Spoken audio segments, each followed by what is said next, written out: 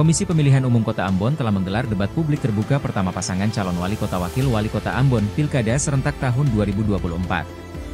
Ini menjadi debat sesi pertama dengan tema tata kelola pemerintahan, pelayanan publik dan harmonisasi sosial yang berlangsung di Santika Hotel Premier Ambon, Sabtu 19 Oktober 2024 malam. Dalam debat ini, keempat kandidat paslon hadir lengkap dengan calon wali kota maupun wakilnya.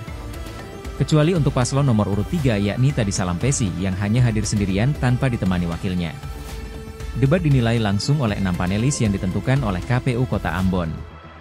Ketua KPU Kota Ambon, Kaharudin Mahmud mengaku bersyukur karena acara ini telah berjalan dengan baik.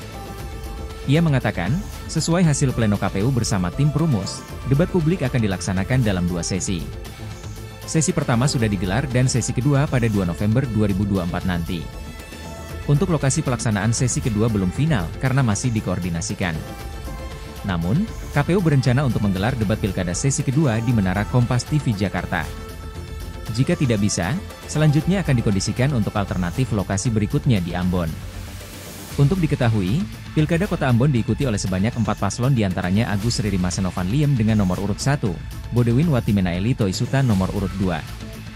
Kemudian M. Tadi Salampesi Emily D. Luhukai nomor urut 3 dan Jan Jiweno Syarif Bakri Asyatri nomor urut 4.